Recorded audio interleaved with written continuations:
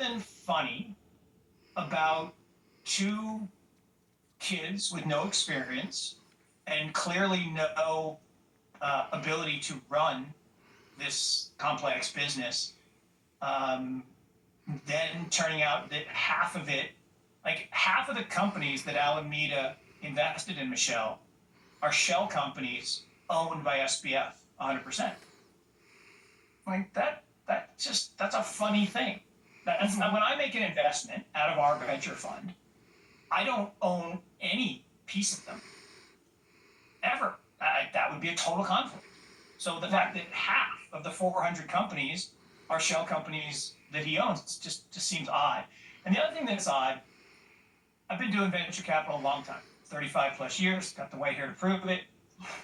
Never, not once have I ever seen a situation where a person invests hundreds, $250 million in venture funds, and then the venture funds put $150 million into that person's company. Maybe it's happened and I just didn't see it, but I've never heard of that ever. So, and then the last part of it is the relationship with Ukraine and Zelensky is very odd. Yeah.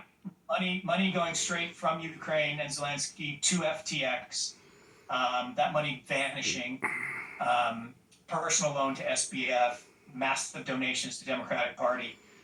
And here's the thing, in the olden days, if you and I got together in a park and I brought my backpack and I put it on the bench next to us and then I walked away, and you're like, Mark, your backpack, and you looked inside and it was full of cash, no way to trace that.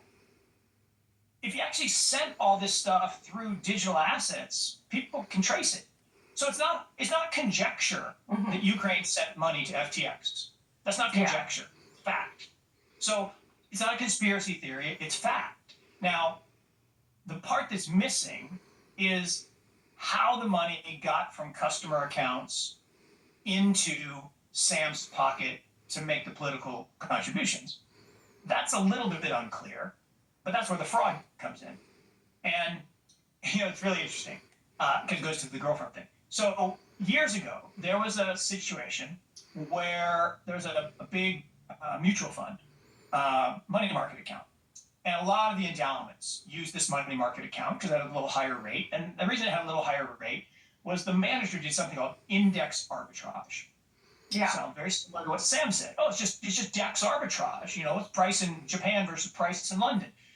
Index arbitrage. With index arbitrage, you go long the index, and then you go short the 500 names in the index, and you can make a little spread, and you can make a little money. Unless you don't get all the trades off one day, and you have 495, and you lose a little bit of money. So he lost about $30,000. His girlfriend was the back office person. He said, hon, just cover that up for me. I'll trade my way out of it tomorrow. 2 years went by, multiple audits of big name firms, $130 million that she covered up. And here's the kicker. Then he broke up with her and she turned him in. So the lesson. Hell has no fury like a woman scorned. Is that the lesson? Right. But the key is don't break up with the girlfriend if she's covering up your bad stuff. So, clearly Sam broke up with her first, and then